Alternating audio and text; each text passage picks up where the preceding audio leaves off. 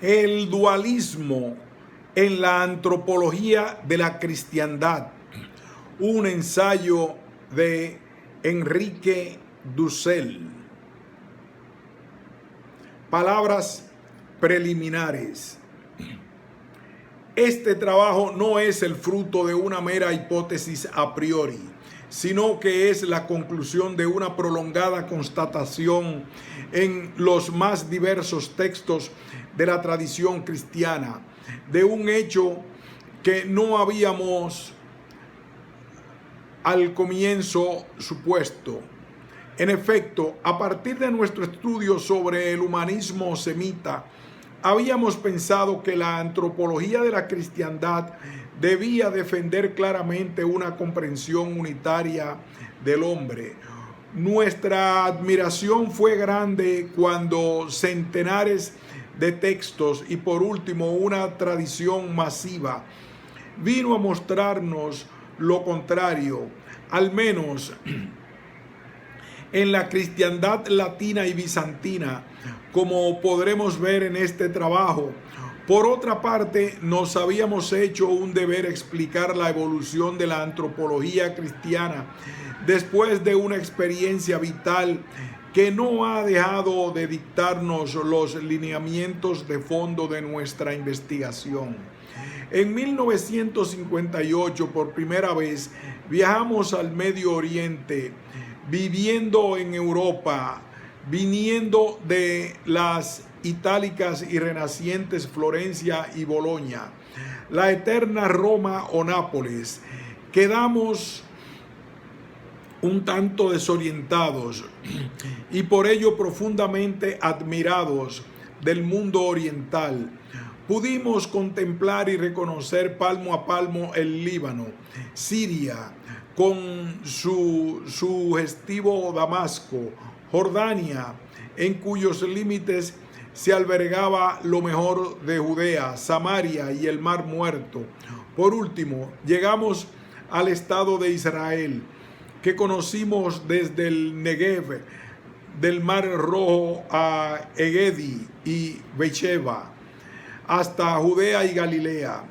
Terminado nuestro doctorado en Madrid, regresamos a Israel, donde permanecimos 2 años estudiando hebreo, trabajando en el kibutz Ginosar, junto al lago, como pescador, y en Nazaret, sobre el Esdrelón, como carpintero de construcción en una cooperativa de árabes.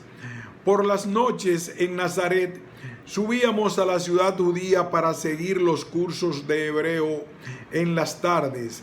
En cambio, lo hacíamos en Ginosar, realizando así el conocido Ulpan para extranjeros. Habiendo caminado toda aquella tierra, conociendo su topografía geográfica y espiritual, su lengua y sus anhelos, nos hicimos un deber realizar como filósofos una reflexión al nivel de la estructura intencional de los pueblos que habían vivido en esta tierra. De ello, ya hemos cumplido en parte, como decíamos más arriba, en el trabajo sobre el humanismo semita, pero abordaremos ahora la segunda parte de esa misma tradición, la comprensión cristiana del hombre y su desarrollo en la cristiandad latina y bizantina. Todo aquello significó para nosotros una peregrinación a la fuente del cristianismo. Regresamos en 1961 a Europa, pasando por Turquía, deteniéndonos algunos meses en Grecia, para después ingresar a Europa Central, siguiendo el Danubio desde Belgrado a Viena, desde Suiza a Francia. Tuvimos la sensación de recorrer geográficamente el mismo camino de la historia. Efectivamente, el humanismo de la cristiandad nació en tierra judía, creció en Galilea, se extendió a Jerusalén, Alejandría, Corinto y Roma, es decir, al mundo entero conocido. Fue tal el esquema seguido en el Acta de los Apóstoles, auténtica teología de la historia universal. Como latinoamericanos recorríamos igualmente buena parte de nuestra protohistoria. El hijo de Miriam y de José, nacido en tierra de David, Bet-Lehem, se crió en Nazaret, pequeño villorrio pintoresco edificado desde edad antigua junto al arroyuelo que corría en el valle alto de las colinas que se elevan en la parte norte del Esdrelón. En pocos minutos el niño podía correr hasta las rocas de donde se divisaba la planicie. Frente a él, el pequeño Hermón permitía que en sus faldas viviera la pequeña aldea de Naín. A la izquierda, el lejano corte del Jordán y las montañas nebulosas de la ribera transjordana. A la derecha se podía descubrir el Mediterráneo más allá del Carmelo. Tras el pequeño Hermón, los montes de Samaria, con el Garizim por cumbre. Ante nuestros ojos una historia milenaria desde los dólmenes y menires del Tiberíades norte hasta los restos de la antiquísima Hazor, desde la invasión de los hebreos en Jericó hasta las proezas de los jueces, la entrada de los romanos después de los helenitas, Galilea de los gentiles, tierra de dispersión y contrastes, de pluralismo y diálogo, donde los invasores del Lacio y judíos convivían en paz latente. Yeshua de Nazaret vivía en ese mundo. No había bajado del cielo, sino nacido en la historia. Judío por nacimiento y educación, alumno asiduo y piadoso de la sinagoga con todos sus condiscípulos.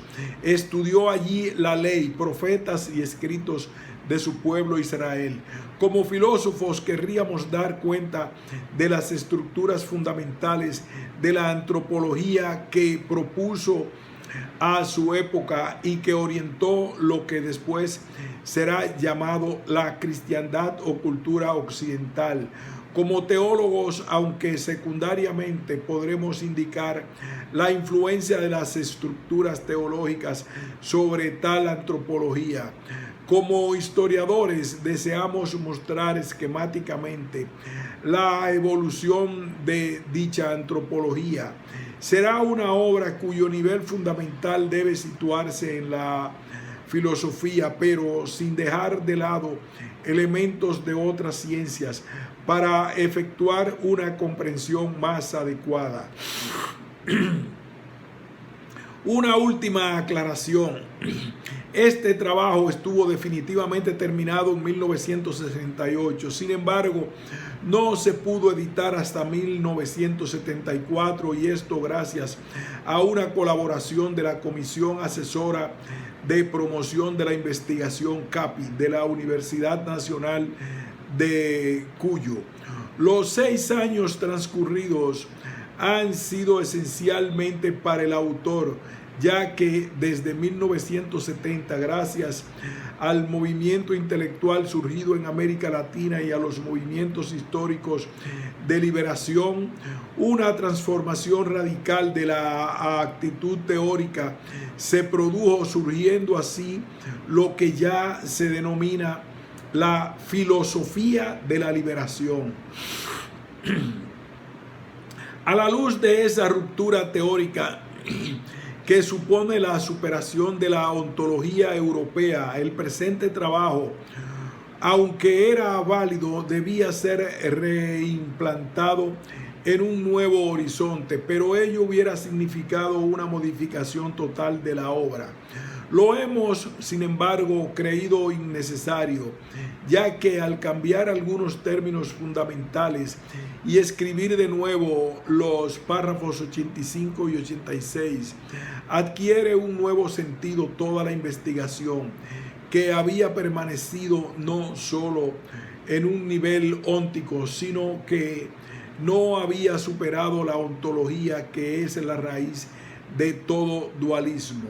Debemos agradecer especialmente a Jean de Neilou por las indicaciones que en sus clases del Institut Catholique de París nos diera, siendo uno de sus simples discípulos. Igualmente a Claude Tresmontant, cuya generosa amistad nos ha permitido penetrar con simpatía en el pensamiento hebreo y cristiano primitivo durante nuestra estadía en Francia. A Paul Ricoeur por sus clases y diálogos en la Sorbonne. A Joseph Lortz, que nos posibilitó en su Institut pour Européenne Gentilesse de Maguncia comenzar la investigación que en el presente terminamos. A Carlos Bazin por habernos permitido leer los originales de su tesis Lovaina, en ese momento todavía inédita, dedicándonos a veces muy útiles sugerencias. Y de Maguncia, Mendoza, 1963-1968, abril de 1974. Introducción. Estudiar la cuestión del dualismo en el pensamiento de la cristiandad es recorrer una parte del camino que ya hemos comenzado hace algún tiempo. El primer paso fue el estudio del humanismo helénico como expresión del hombre indoeuropeo. El segundo paso fue la investigación sobre el pensamiento hebreo, el humanismo semita. La antropología cristiana, como veremos, continuará la tradición hebrea, pero significa numerosas novedades. 1. Sentido de esta investigación. El dualismo es el pensamiento de la cristiandad. No se manifiesta en un primer momento, cuando la comprensión del hombre era todavía unitaria, ya que se trataba de un momento prefilosófico y prehelenista. La consideración del hombre como la planteaba la filosofía griega en el pensamiento cristiano primitivo, la unidad existencial del hombre en textos que explican situaciones humanas al nivel de la vida cotidiana. Sin embargo, cuando la filosofía griega influya al pensamiento cristiano, este entrará en la vía del dualismo. Veremos entonces dos momentos representativos de la historia de la antropología, un nivel previo a la constitución del dualismo filosófico de la cristiandad, tal como los relatos del Nuevo Testamento o de los apocalipsis del cristianismo primitivo, y un momento posterior a dicho modo de pensar que define al cuerpo o al alma como cosas, substancias, y con ello abre la puerta al dualismo. La filosofía contemporánea latinoamericana, en cambio, quiere evadirse de ese situar al hombre como cosa para alcanzar un tratamiento metafísico del problema del hombre como corporalidad, temporalidad, intersubjetividad y más aún como exterioridad.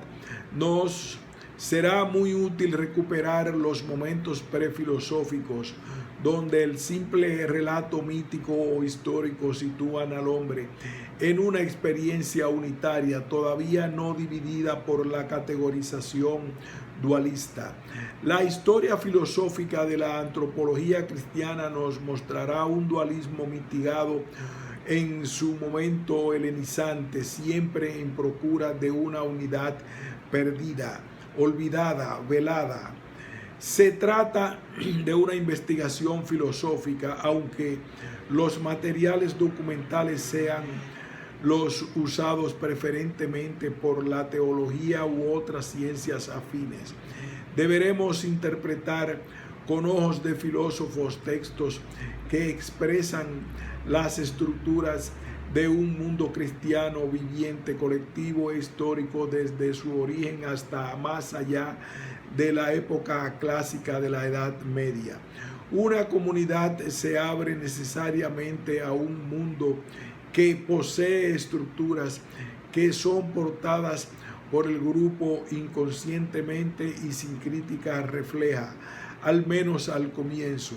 En la comunidad cristiana puede observarse el mismo fenómeno, ya que poseyó de hecho un modo de comportarse, una cierta comprensión del mundo constituido por Jesucristo a partir del mundo judío preexistente.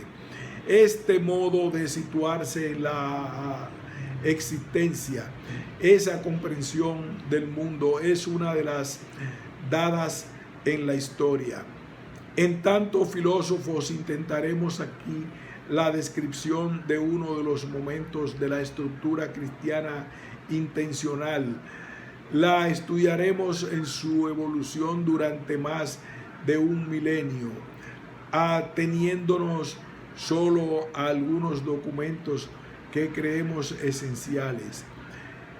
Se trata de antropología, es decir, de un cierto logos dicho por el hombre acerca de sí mismo. Es la expresión de una comprensión que tenía el cristianismo de sí mismo, una explicitación de las estructuras humanas vividas así por la comunidad histórica concreta. Aun cuando el pensamiento cristiano no hubiese llegado a proferir un discurso filosófico, es decir, aunque no hubiese filosofía cristiana, existió efectivamente una estructura antropológica prefilosófica a nivel existencial y concretamente contenida en el mundo del hombre cristiano, dado históricamente. Nos dirigimos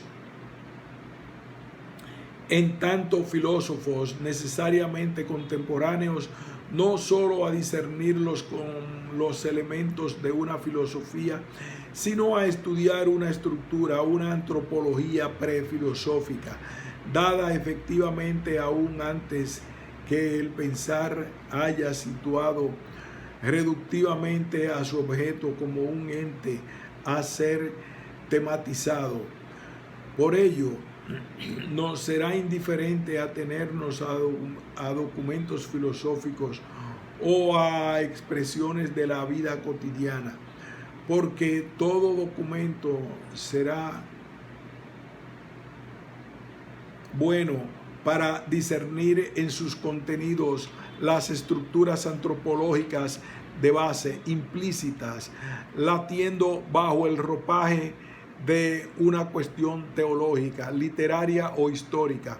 Desde el punto de vista es necesario contar con una amplia información.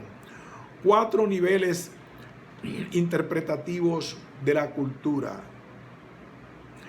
objetivo, lengua, instrumentos, fundamento 2, grupo o comunidad.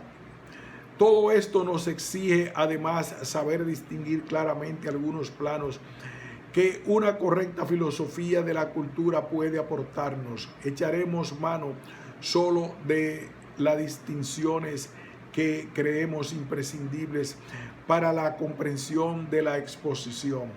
En primer lugar, se encuentra el grupo de personas que constituye un nosotros, en nuestro caso el cristianismo primitivo o medieval. En segundo lugar, el mundo o el horizonte intencional delimita un cierto ámbito de estructuras sistemáticas, órdenes de símbolos, comprensión del mundo y fundado en ella una jerarquía de valores, que es el fundamento último del comportamiento.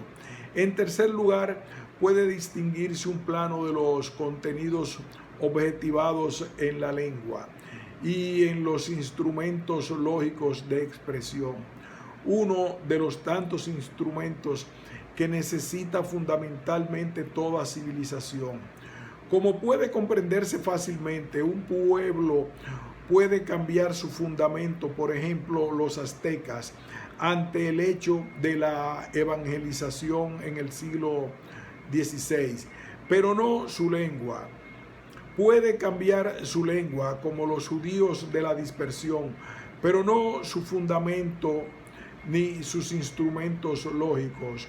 Puede cambiar los instrumentos lógicos, como los cristianos griegos antes y después de los apologistas, pero no su lengua ni su fundamento. Es decir, estos tres niveles pueden ser distinguidos uno con respecto al otro. En nuestra investigación tendrán esencial importancia metodológica estas cortas indicaciones iniciales.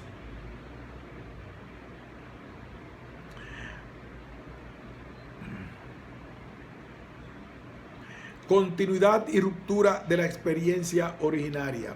Nuestra tesis es la siguiente: la comprensión cristiana del hombre se constituyó dentro del horizonte del pensamiento hebreo y evolucionó homogéneamente en el cristianismo primitivo. Sin embargo, originándose la cristiandad, que es una cultura que no debe confundirse con el cristianismo, por helenización de la primitiva experiencia, se cambió de lengua y de instrumentos lógicos de interpretación y expresión, cayéndose así en un dualismo mitigado.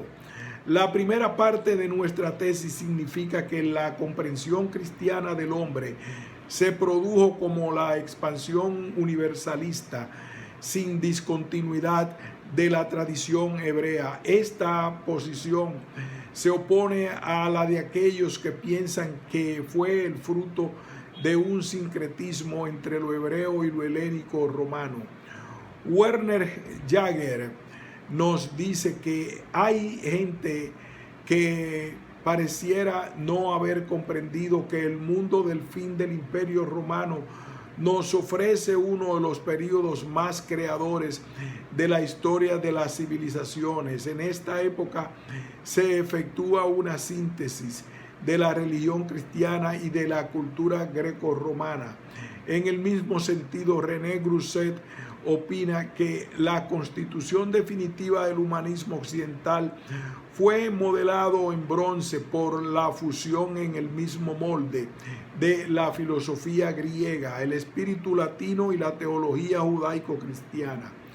Pero tiene mucha mayor importancia por su enorme influencia la posición del gran historiador del dogma cristiano Adolf von Harnack, que expone su hipótesis en la obra Die Mission and Ausbreitung des Christentums in den ersten 3 Jahrhunderten.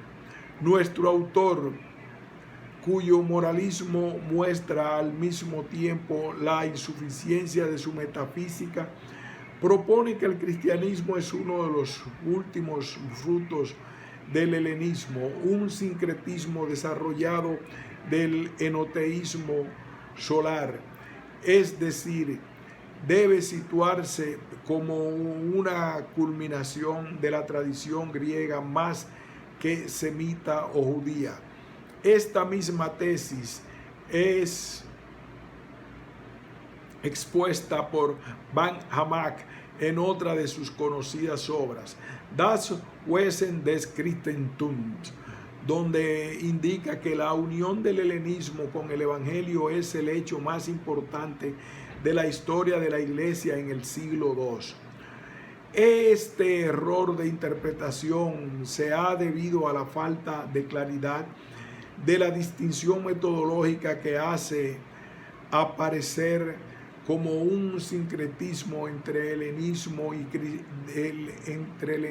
cristianismo, lo que en verdad fue la adopción por parte del cristianismo de una lengua e instrumental lógico al nivel óntico y ontológico, pero no al nivel metafísico de los últimos contenidos intencionales.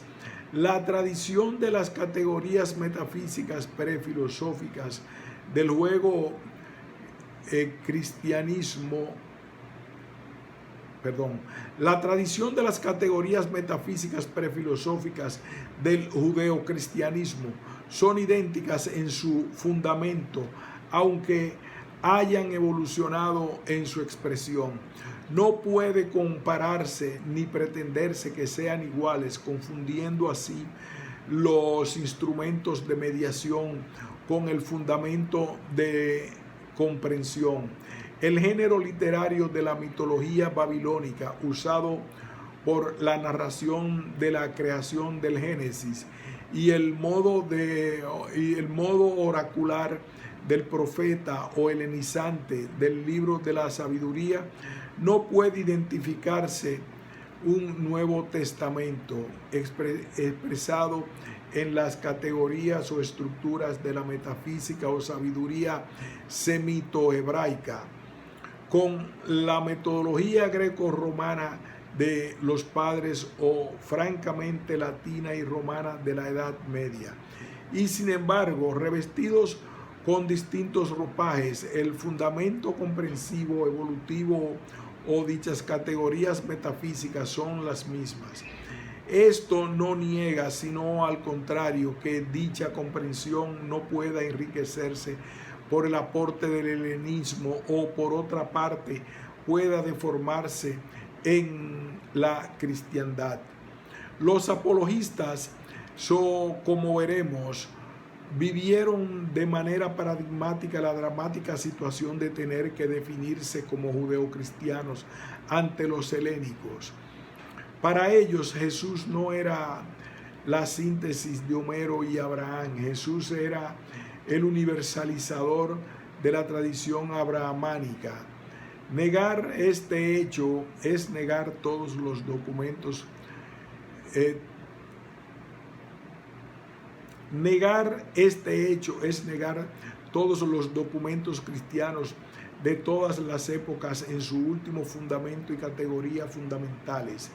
Los cristianos vivieron en mundos culturales y diversos y se vieron obligados a expresarse en lenguas diversas y con instrumentos lógicos y ontológicos o metafísicos, tales como los de la teología hebrea palestinense, del judaísmo apocalíptico, la de la filosofía griega. Expresaban, sin embargo, una misma experiencia comprensiva que progresaba mediante la reflexión, tematización y tecnicismo crecientes. Hubo síntesis y aún sincretismo o eclecticismo en el nivel de las objetivaciones, es decir, de la lengua o expresión lógica, pero no sincretismo al nivel de las categorías metafísicas o fundamento comprensivo que constituyen originalmente el mundo o la comprensión cristiana del hombre.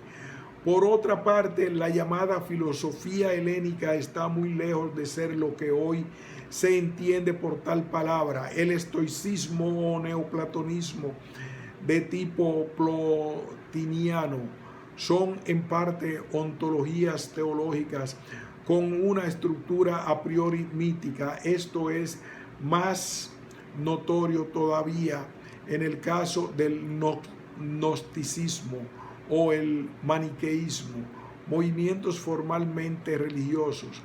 Por todo esto no debe pensarse que hubo exclusivamente un enfrentamiento entre la filosofía helénica secularizada y la teología cristiana, sino que muchos más adecuadamente se trata del enfrentamiento entre la cosmovisión helénica ante la judeocristiana, usando ambas de ciertas categorías o instrumentos lógicos, aunque en diverso grado de su desarrollo.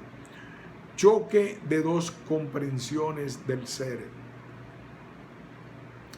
De este modo nos introducimos ya en la segunda parte de nuestra tesis.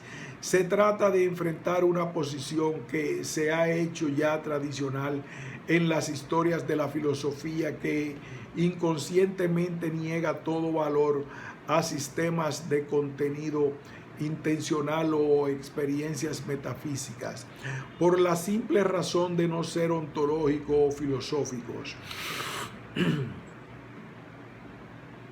El enfrentamiento del cristianismo ante la filosofía helénica no es el de una filosofía contra otra filosofía, sino que la oposición clara de una estructura intencional con otra estructura intencional, es decir, la de un sistema implícitamente filosófico ejercido al nivel del mundo cotidiano ante otro sistema que había llegado a ser también explícitamente filosófico. Como veremos, además, el mismo concepto de filosofía entre los griegos necesita hoy una nueva definición existencial de facto.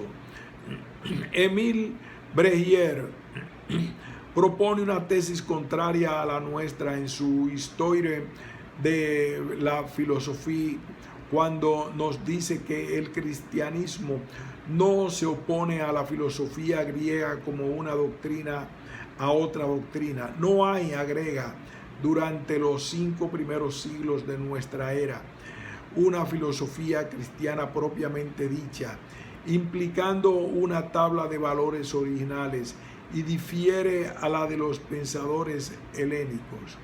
Proponemos y no demostraremos analíticamente. Proponemos y lo demostraremos analíticamente a lo largo de este trabajo que el cristianismo se comporta ante lo griego como poseyendo una comprensión que se opone a otra comprensión del ser. Este término de comprensión es equívoco, ya que puede involucrar una cierta visión que ciertamente tuvo el cristianismo o una filosofía cuyo estatuto definiremos a continuación. Además de Breguier, confunde la filosofía con tabla de valores original. En este sentido se puede avanzar sin mayores demostraciones que el cristianismo poseyó desde el siglo I una tabla de valores tal como lo entiende un Max Scheler o Dilthey, que no debe confundírsela con una filosofía explícita.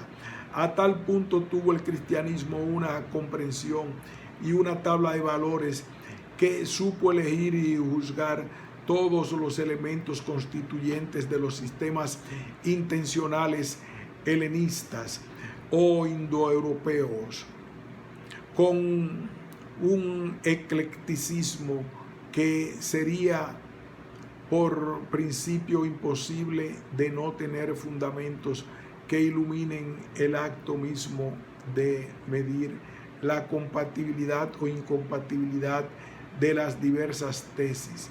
El cristianismo primitivo, novotestamentario, judeocristiano. El cristianismo primitivo, novotestamentario, judeocristiano, apologista o patrístico, tuvo clara conciencia de las propias estructuras antropológicas y por ello fue constituyendo coherente y progresivamente una explícita comprensión del hombre que reposa sobre una metafísica implícita precedente y concomitante. El origen ontológico del filosofar es la admiración ante el ser, que nos lleva al descubrimiento reflexivo de la diferencia ontológica entre el ser y el ente.